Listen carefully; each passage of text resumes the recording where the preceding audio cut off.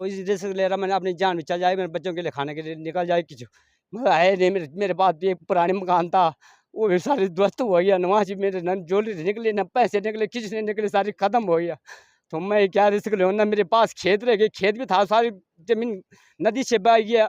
और किसी में धांसो चल गया, कोई रहने के कोई साधन है नहीं, मैं करूँ क्या? किसी समय दिमाग करे कि अपने परिवार को जेल खिला देंगे, मर जाए सारे। क्या पहाड़ी खबरनामा की टीम तिनगढ़ गांव पहुंची है, जहां कल वो भयावह वीडियो जो है आपने देखा होगा, जो सोशल मीडिया में शेयर हो रहा है। और तिनगढ़ गांव के ठीक ऊपर पहाड़ी दरकी, और उस पहाड़ी ने पूरे गांव में कोहराम मचा दिया। कई मकान जो है उसकी जद में आए।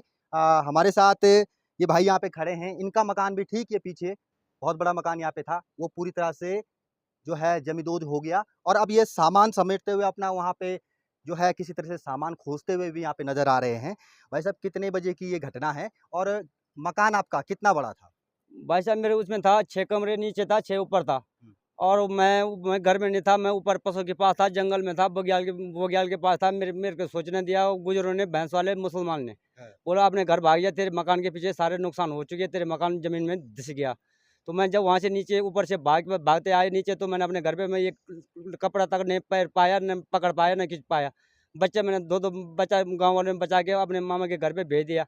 फिर घर में मैंने कुछ नहीं बचा पाया, ना कुछ ले पाया। ये समय आया, ये समय देख रहा हूँ तो कहीं भी थोड़ा राशन निकले तो उस बच्चा अपने जोखिम ले रहा है, जान में बच्चों को क्या खिलाना है, क्या पिलाना है। और इस रिस्क ले रहा, मैंने अपनी जान भी चल जाए, मेरे बच्चों के लिए खाने के लिए निकल जाए कुछ, मगर है नहीं। मेरे पास भी एक पुराने मकान था, वो भी सारे ध्वस्त हो गया। वहाँ से मेरे न ज्वेलरी निकली, न पैसे निकले, किसी ने निकले, सारी खत्म हो गया। तो मैं क्या रिस्क लूँ ना, मेरे पास खेत रह गए, खेत भी था, सारी जमीन नदी से बह गया। और किसी में धांसो चल गया, कोई रहने के कोई साधन है नहीं, मैं करूँ क्या? किसी समय दिमाग करे कि अपने परिवार को जेल खिला देंगे, मर जाए सारे। ये क्या करूँ? मेरे काम क्या करते हैं? काम किसी ने, मेरे पास क्यों नहीं, अपने पास 2 भैंस है, वो भैंस डालने में छोड़ के शेर के सामने छोड़ दिया, मैंने खा दिया, वो क्या पता नहीं क्या है। तब से मैं अच्छा, ऊपर जाना नहीं लग रहा है मेरे को। अच्छा, एक बहुत चीज़ बताइए। मुसीबत है मेरे बिल्कुल पास। प्रशासन आपकी मदद करेगा, हम क्या भी, करें हमारी मेरे कोशिश भी यही है कि आपकी आवाज़ बच्चे हैं प्रशासन तक सारे, पहुँचे। हॉस्पिटल में पड़ा हुआ, बहू का प्रसव हुआ, वो बच्चे सारे लिखे में यहाँ श्रीनगर में खड़े हैं सारे लोग। करे क्या? किसी के लिए साधन है नहीं, करना क्या है मैंने? मुझे बहुत टेंशन हो रही है, मुझे कह रहे कि अपने प्राण की हत्या कर दो मैं। ये अ, कुछ समझ में नहीं आ रहा है मेरा। बिल्कुल आपको थोड़ी मेरे धैर्य पास कुछ धैर्य भी है आपको नहीं। आपको धैर्य बनाने की ज़रूरत है इस समय। और बच्चे मेरे सारे पृथ्वी में सचमुच कोई आपके खड़े साथ हैं, जो क्या है करें? कितने प्रकृति बार ने। अब शासन प्रशासन पिछले साल भी आई, एक बार आता है, कोई लाश चले जाते, क्या करना उसे शासन प्रशासन के। मैंने कल डैम को भी बोला, मैंने क्या करना, तुम बाद में टीम भेजेगा, 10-10 लाशें चल जाएगी किसी परिवार की, तब तुम मदद करेंगे, क्या करना उस मदद का? हम ही को यार पहले जनता को बचाओ, तभी आदमी आदमी को आदमी देखते हैं, क्या करना फिर। अब मेरे जितने क्षति हुए, क्या अब ना तो खेत रह गया, ना मकान रह गया, क्या मैंने बच्चों को खिलाना, ना मेरे पास कोई रोजगार है, ना कुछ है। करने क्या है? बच्चे भी नादान है साले, पढ़ने करने के लिए कुछ बात है ही नहीं, मैं करूँ क्या? ये समझ नहीं आ रहा क्या करना है, कैसे करना है? बिल्कुल कैसे बच्चे यार। आपका दर्द बहुत बड़ा है, और हमारी कोशिश रहेगी कि आपकी आवाज़ प्रशासन तक पहुँचे।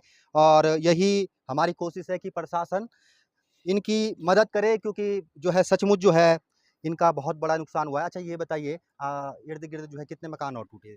इर्द गिर्द दो दो हमारे मेरे पड़ोसी है, चाचा जी है, उनके मकान है, वो भाई है, वो दूसरे गांव वाले 2 भाई है, ऊपर उसके मकान टूटे, मेरे भाई है।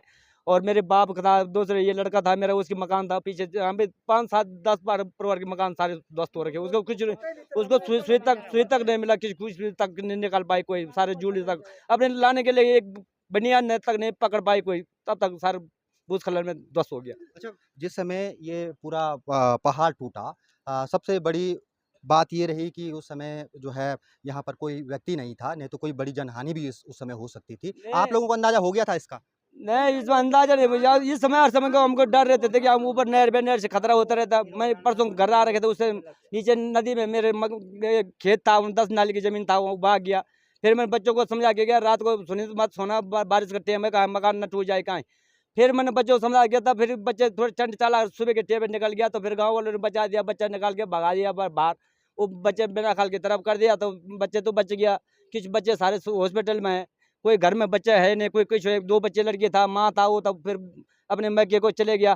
पर लेकिन सामान कोई चीज़ बचा नहीं पाए, मकान तब तक ध्वस्त हो गया। मैं जंगल में था ऊपर पशु के साथ, पशु से निकल के अच्छा, घर अभी गाँव में आ बच्चे गया। कहाँ हैं? मेरे बच्चे वहाँ पे लिखे में है, कुछ 2 लड़के यहाँ पे अपने मामा के घर पे है, और अपने घरवाली है, बहू है, लड़का है, वो सारे पे लिखे हॉस्पिटल में है, वहाँ भर्ती हो रखी है, बहू वहाँ बीमार है, उनके साथ है वहाँ।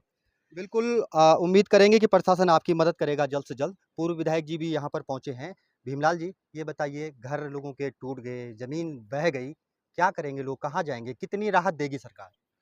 देखिए, मैं कल दोपहर ढाई 3 बजे तोली गाँव में था और इस घटना का प्रत्यक्षदर्शी हूँ। दोपहर ढाई 3 बजे यहाँ बादल फटता है और वो बादल फटने के कारण पूरा हमारा जो तिनगट गाँव है, ये तहस-नहस हो गया। ईश्वर का मैं बहुत-बहुत धन्यवाद करता हूँ कि वो ये दैवीय आपदा दिन के ढाई 3 बजे हुए। लोगों में भगदड़ मचा। पूरा अपना बच्चा-वच्चा, अपने पशु-वशु जहाँ थे सब लोग यहाँ पूरा भगदड़ मचा जब ये लैंडस्लाइड हुआ और पूरा तिनगट गाँव जो है हतप्रभ है, निःशब्द है और लोग अपने घरों को निहार रहे हैं, क्षतिग्रस्त भवनों को देख रहे हैं। लोगों की जो ज़रूरतों का जो सामान था, कपड़ा था, राशन था, कुछ बहुत लोगों के पास पैसा भी था, वो पूरा लैंडस्लाइड में दब गया है, मकानों में दब गया है, पूरा गाँव क्षतिग्रस्त हो गया है।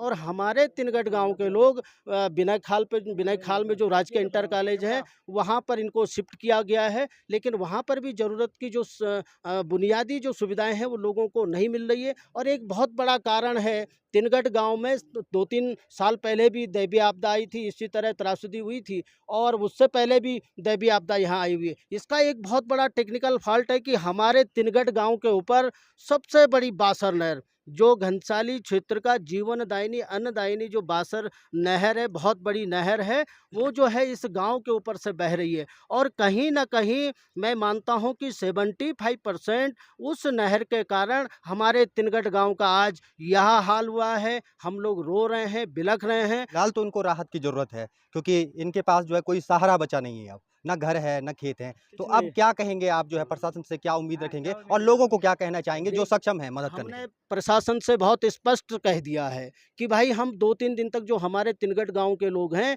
वो आपकी वैकल्पिक व्यवस्था में रहेंगे और 2-3 दिन के बाद आपको हमारी परमानेंट व्यवस्था करनी पड़ेगी। हमारे पशु इतर-बितर हैं, हमारे बच्चे सब पता नहीं कोई कहाँ है, किस हालत में हैं, सब लोग बिखरे हुए हैं। तो हमने प्रशासन को बहुत सख्त तरीके से कह दिया है कि हम लोगों का जब तक 1.5-2 महीने में पुनर्वास और विस्थापन, क्योंकि पुनर्वास विस्थापन एक ही विकल्प है इस गाँव का कि पुनर्वास विस्थापन होना चाहिए, लेकिन इस पर समय लगेगा। लेकिन जो 2 ढाई महीने का समय 2 ढाई महीने का समय जो बरसात का है, इस पर जो है सरकार जो है और जिला प्रशासन जो है हमको उचित वैकल्पिक व्यवस्था देगा, जहाँ हमारे पशु भी रहेंगे, जहाँ हम लोग भी रहेंगे, जहाँ हमको जो हमारी बुनियादी सुविधाएँ हैं वो हमको मिल सके, ऐसा व्यवस्था प्रशासन को करना चाहिए। और 1-2 महीने के अंदर हमारा पूर्ण विस्थापन और पुनर्वास होना चाहिए। हम एक ही मांग को लेकर हैं और अगर प्रशासन 2-3 दिन में हमारी वैकल्पिक व्यवस्था और हमारी बुनियादी सुविधाओं का बहाल नहीं करता है, तो हम लोगों को, फिर हम पूरे गाँव के लोगों को, हम प्रभावितों को जो है पूरे क्षेत्र के लोगों को